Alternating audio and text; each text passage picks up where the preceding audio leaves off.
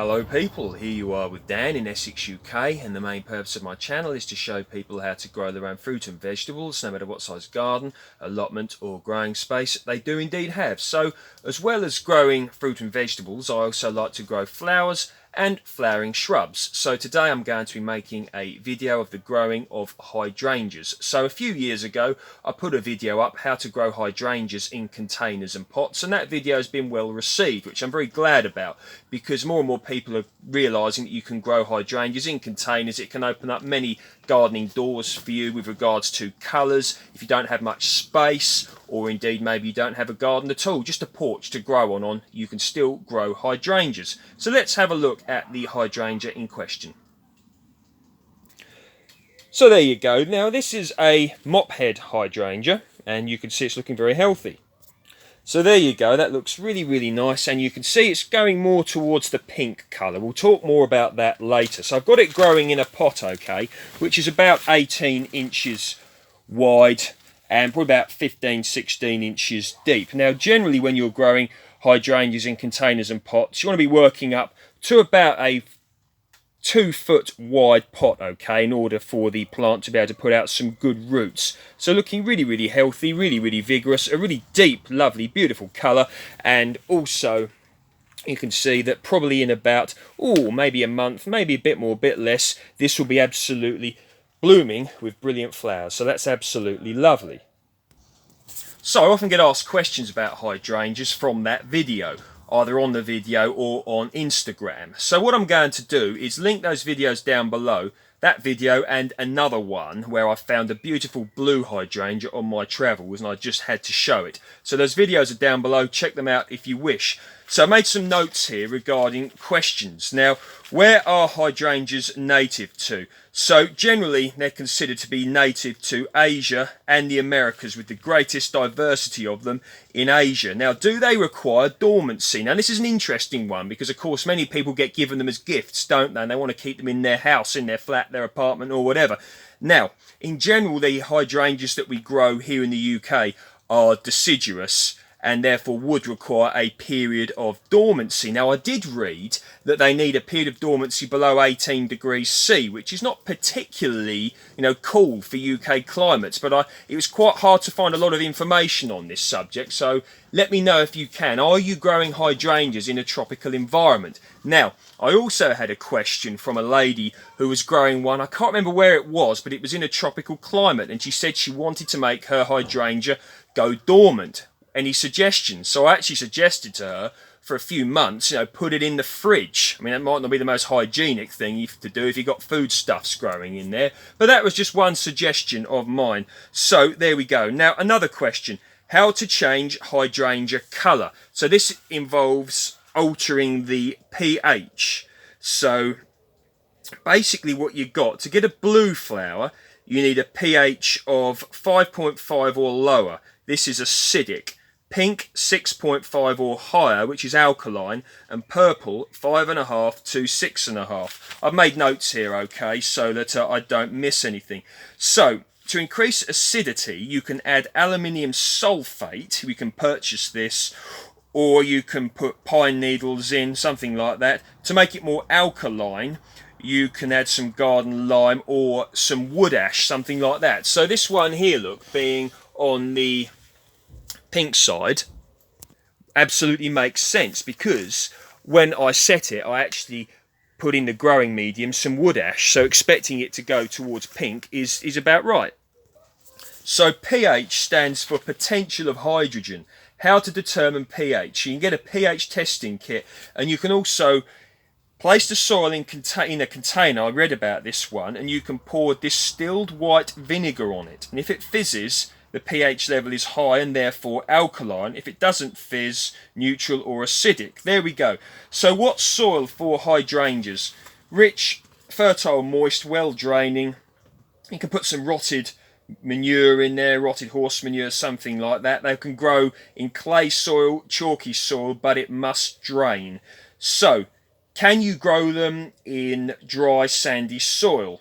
Yes, you can. Now, around here is dry, sandy soil, and also it's one of the driest parts of the UK here, and also one of the hottest. But if you are growing them in, you know, dry sandy soil, put some nice organic matter in, well rotted horse manure, maybe a bit of leaf mould, get some compost, purchase some, get out your compost bin, put a bit of that in. And of course, if it's a newly planted one, you want to make sure you regularly water it, maybe like, you know, 3, 4, maybe 5 times a week, but more on watering a little bit later. Now, where to grow hydrangeas? Now, ideally, sun in the morning and shade in the afternoon. Okay, this can avoid damage to flowers and damage to leaves, although the way I'm growing this one is the opposite actually. I've got it up against a southeast facing wall, when it's not in here obviously, which holds a lot of heat, and it gets a lot of baking hot sun in the afternoon, and it's actually not damaging it too much. But there we go, that's how it is. Hardiness. Now, USDA zone 5 is what they're said to be hardy down to, so that's down to about minus 26.1 degrees C, I believe. So of course you want to look around for different varieties where you're going to grow them, whether they're suitable in the area you're going to grow them to. Here in the UK we're about USDA zone 6 to about 9. Here we're in zone 8B, and a few years ago we had that beast from the east. This has been outside ever since I've had it, and that went down to about minus 10 degrees C, which is about 14 degrees Fahrenheit, and absolutely no problems at all with regards to hardiness. So here in the UK you'll be fine with one of these generally. Now, pruning.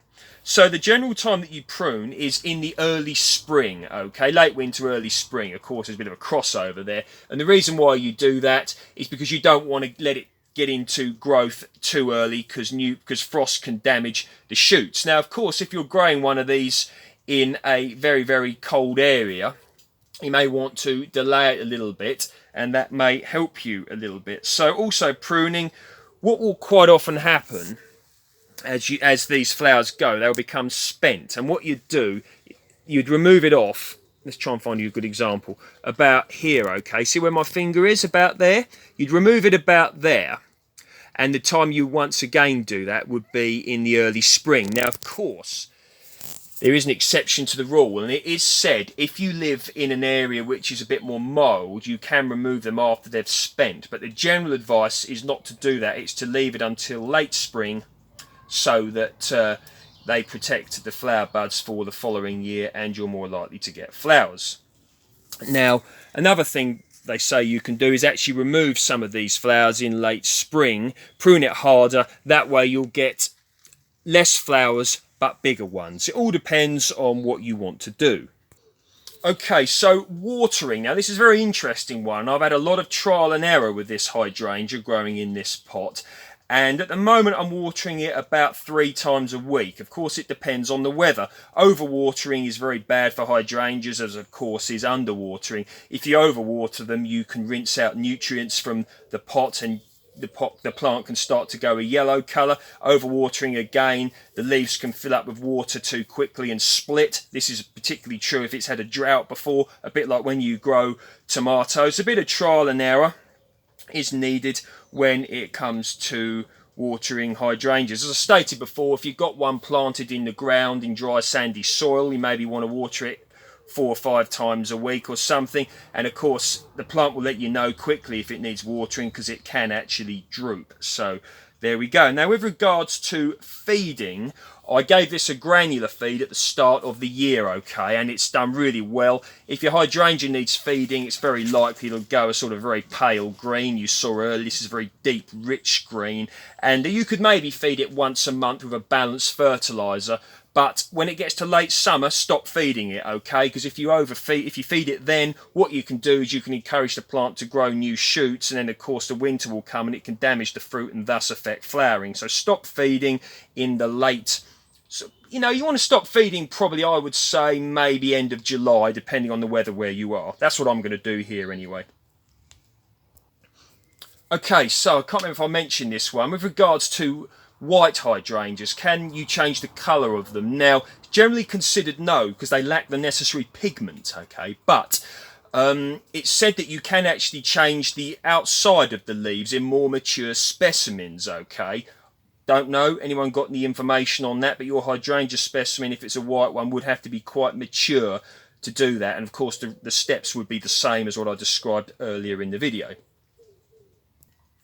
Now, I had a question from someone who was growing one of these in a porch and about watering. Now, what you want to make sure is that the plant actually does have a little bit of water during the dormant season, okay, when the leaves are off, because you don't want to let the roots dry out. Now, if it gets very, very cold where you are, and it will be very wise for you to maybe wrap the pot in something like a maybe bubble wrap or fleece, so that the roots don't get too cold. You can also mulch around the top with something maybe like wood chip, or you can even put a little bit of fleece or something around the top there, bubble wrap, so that the roots don't freeze. So make sure, don't let it dry out totally in the winter, and if you need to, wrap the pot, okay? So if it gets really, really cold, I mean, as I stated before, we went down to minus 10 degrees C here and there was no problem. But if you're like in maybe a part of Canada or a really cold region somewhere, just a bit of extra reassurance, wrapping the pot so the roots don't freeze could be wise. There we go. So I'm going to sign out now. I could talk ages about these things. There's so much information out there. I made these notes because I didn't want to forget anything, and I get asked a lot of questions. So I hope I've covered quite a bit there. So of course one can go into the diseases of hydrangeas, but make sure your plant is strong. Regular feed if it's grown in a container. Now, with regards to watering, a bit of trial and error, because if you overwater, you can wash the nutrients actually out of the container, of course, and the plant will then start showing things like yellow leaves, discoloured leaves, okay? So just a bit of common sense, and I hope you've enjoyed that video. I'm sorry if it's not been the most professionally edited video in the world, but there was a lot of information that I wanted to cover. So any comments, questions or whatevers, you can comment down below. You can get me on Dan_Home Gardens on Instagram if you're interested. Thanks for viewing. Like, share, subscribe if you want. See you next time.